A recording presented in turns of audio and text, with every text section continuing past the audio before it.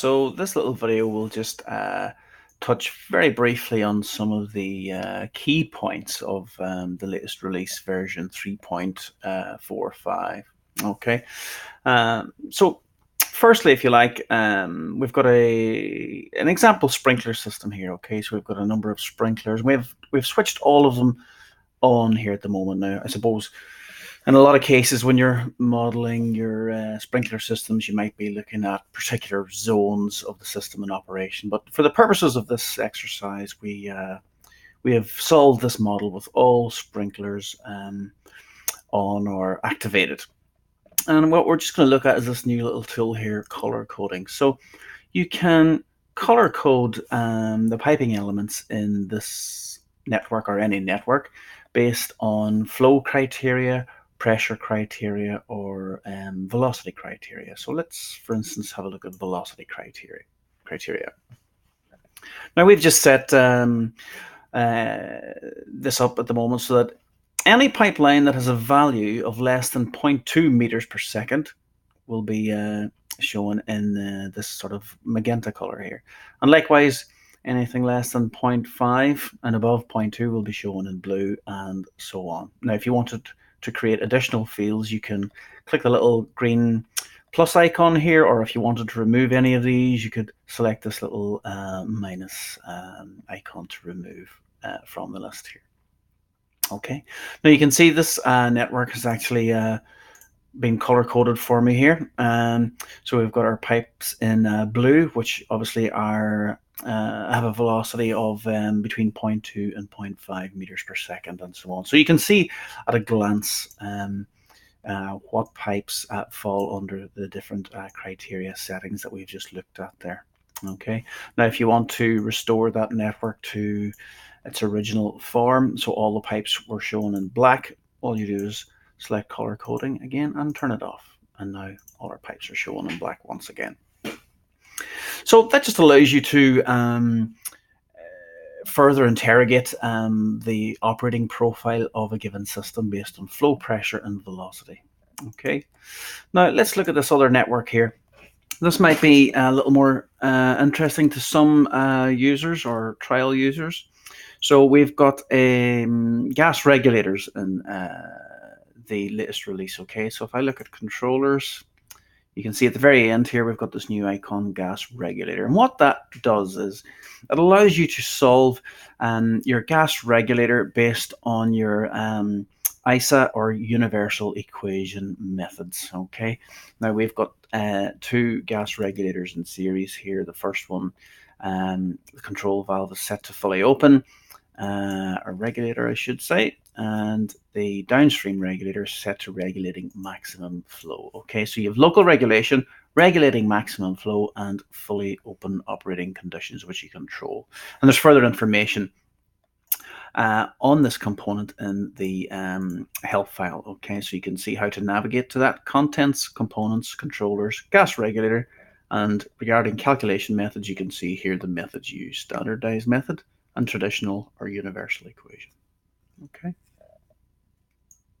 let me just close that for a moment. So this is a feature that is proving very, very useful to a lot of our gas utility companies, and we've had a lot of interest from companies wishing to model this type of component. Okay, let's move along now to one of the other additions here. I'll just look at this very simple pipeline. We've just got a single pipe here of crude oil, and if you look at the friction model, you can see we've now added the Shell MIT pressure loss relationship. And again, there's more information in the help file on this. Okay, so Shell MIT, suitable for crude oil pipe carrying systems only. Okay, let's look at this fourth little network, another simple little network, and it's a settling slurry. Okay, so this is just a test case condition just to show you the little enhancement we have here. So if I look at results, you can see for the pipeline, you've got CVD deposition velocity and deposition velocity. Okay, and this deposition velocity has been calculated based on the Schiller and Herbusch VSM method. Okay, so if I select options calculation, slurries, and click the little drop down menu here, you can see we've got 4 options now for determining VSM. And this fourth option of Schiller and Hairbush has been added because it became a customer request. A customer in the global alumina industry requested that particular feature. So that's now included. Other additions to the program include the ability to clone or copy fluids and components. So for instance, if I select fluids, I'm now looking at the fluids database. So let's, for instance, find let's look for diesel, for instance. Okay, so we've got a diesel fluid here. Okay, now if I wanted to make a copy of that and just, for instance, edit one parameter, such as density, for instance, I can save that fluid. Okay, so we'll save it as diesel fluid, and I'll just load diesel fluid back in, and now we've got a second copy. So what I can do now is just rename it. So we'll just say diesel density change. I can now access my density information, and for instance, instead of entering a table of temperature versus density, perhaps I just want to enter a single value of density. Select OK, and all other physical properties have been carried over from the original diesel fuel, and select OK, and that completes the addition of that fluid to the database, or copying of the fluid within the database. Likewise, selecting database, for instance, any component, control valve, boosters, and so on. So if I look at this centrifugal pump, for instance, I can save it. So it's saving the component file, and I should give it an appropriate name, of course. I'll remove the little / there. So I'll save it, and I'll remove or reload the pump file back into the software, like so. And now you can see we've got that pump duplicated, and what I can do is rename it.